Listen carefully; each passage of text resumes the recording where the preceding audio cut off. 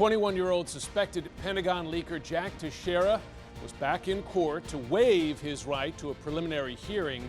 Meanwhile, inside the Pentagon, the Air Force unit where he was assigned has now been stripped of the intelligence duties it had as an internal probe ramps up.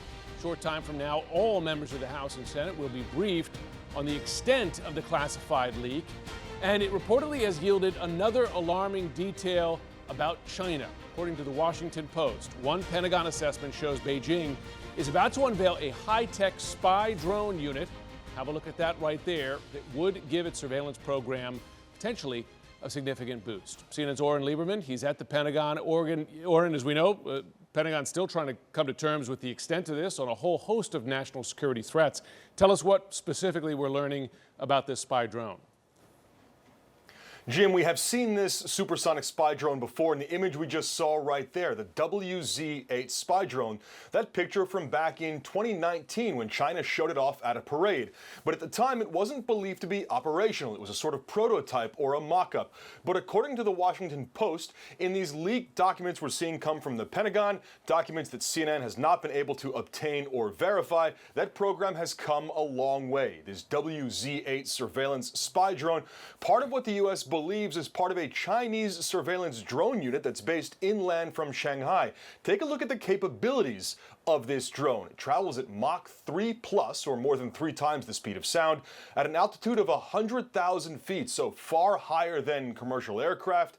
And because of that, because of its speed and its altitude, it's difficult to detect or to intercept, making it another potential addition to what we've seen in terms of China's spy capabilities. And of course, nobody here forgets the Chinese spy balloon that traveled over much of the United States. What's interesting here is the U.S. has seen this in a bit of a role reversal, if you will. The U.S. had its own supersonic spy drone back in the 60s that called the D-21. It was specifically to spy over China. It conducted 4 unsuccessful missions back in the late 60s, early 70s timeframe before that program was canceled. Jim, it looks like the Chinese have very different intentions and much broader intentions, which would allow them to spy on, for example, Taiwan and parts of South Korea. Yeah. Frankly, those two planes look a lot alike, interestingly. All right, the fact that Deshara's unit now has been removed, at least temporarily, from its intelligence duties, is that a standard step when the Pentagon's doing a damage assessment here, in effect, to have that unit removed, or does it signal that this is worse than we knew?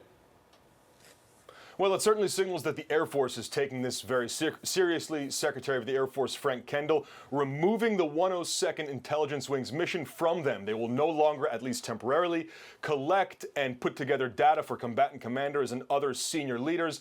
Other wings will do that as the Air Force investigates other steps the Air Force is taking. Take a look at this list. Within the next 30 days, all of the Air Force will do a stand down, or essentially a review of security procedures and how to handle classified documents. They'll also reassess security procedures around classified documents and the handling of sensitive information. Finally, everyone who has access to this will be validated for their need-to-know basis. Jim. Oren Lieberman, good to have you at the Pentagon. As I mentioned a short time ago, every member of Congress will be briefed on the Pentagon leak this afternoon. CNN's Mano Raju is on Capitol Hill.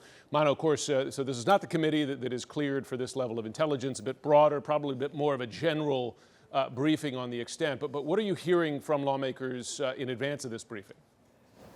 Well, there is a lot of concern, and they do want to learn more information from senior administration officials led by the Director of National Intelligence, Avril Haines, who will be in the Senate this afternoon, and then in the House with a number of other national security officials detailing the extent of this leak and how exactly a 21-year-old airman from the Massachusetts Air National Guard had access to this classified information. And in talking to senior members in both parties, there is ample concern about how he got this information and what Congress should do to prevent this from happening again.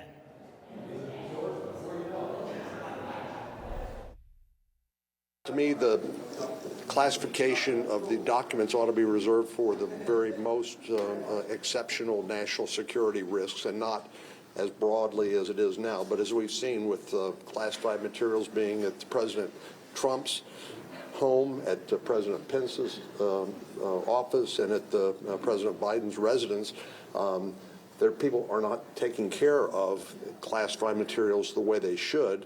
And how in the heck was there not some system in place that said, if this guy was copying this many documents, why wasn't there an alarm going off, especially with the security classification?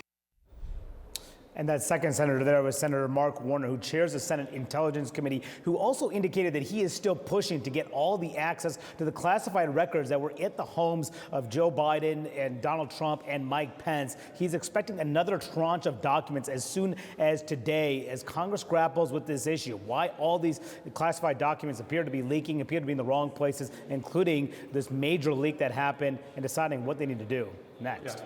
And Senator Warner asked such a key question there, which is why no tracking of this? Because the guy was printing it out and then sharing it. Mano Rajo on the Hill. Thanks so much, Boris. Over to you. Yeah, one of many unanswered questions at this point, Jim. Let's dig deeper now on the case against Jack Deshara with Bradley Moss. He's an attorney who specializes in litigation related to national security and security clearance law. He's also a law partner at the offices of Mark S. Zaid. Bradley, thank you so much for taking time to chat with us today. Absolutely. So there was a delay, the defense asking for the trial to be set back about 2 weeks, the prosecution supporting that decision. Did that surprise you? Not really. You know, look, there's only so much to do right now at the beginning for this. This would have been a very preliminary hearing. If anything, we'd have been talking about bail, which I don't see happening. He has got a public defender. What they are most likely doing, given the evidence we've seen, both in the indictment and the media reporting, they're likely talking about a plea deal. They're trying to see if there's a viable path to negotiate something by which this guy gets maybe 10 to 12 years in prison, outlines the entirety of what he did so the government, from an intelligence standpoint, can make sure to close up any gaps in its systems and that he can go forward with his life once he gets out. Because it's hard to imagine what a defense might look like, right? Because the evidence there's a clear trail back to him. Yeah, the evidence, I mean, the defense is simply going to be poking holes in the government's case if this went to trial, because it would be the government's burden, obviously, to demonstrate beyond a reasonable doubt that he had in fact done this, that he had the access, that he took the documents, that he posted it on Discord. They likely could do so, but it would be a little complicated for them because there'd be issues of classified access. There's a statute called the Classified Information Procedures Act that would come into play. Any number of complicating factors. So if the government can plea this out with him and they get what they need from purposes of a punishment standpoint, they'll be happy with that. Now, National Security Council spokesperson John Kirby was here in CNN News Central yesterday, and he spoke with my colleague Jim Sciutto. He acknowledged that some of the classified documents appear to have been manipulated, and that some of them had information that was false. Could that lessen the severity of the charges that Deshara is facing? It won't lessen the severity, but it's a reason for him to look into a plea deal, because if he can then debrief the government on all the documents he knows he took, and they can start to track down which ones were authentic that are out there that are being viewed all over the media and which ones were manipulated, they can clarify for their own damage assessment what actually got leaked out, where did we have holes in our security protocols, and what is the extent of the damage to U.S. national security. I'm curious about something that Oren talked about, and that is that his unit was essentially stripped of its intelligence mission.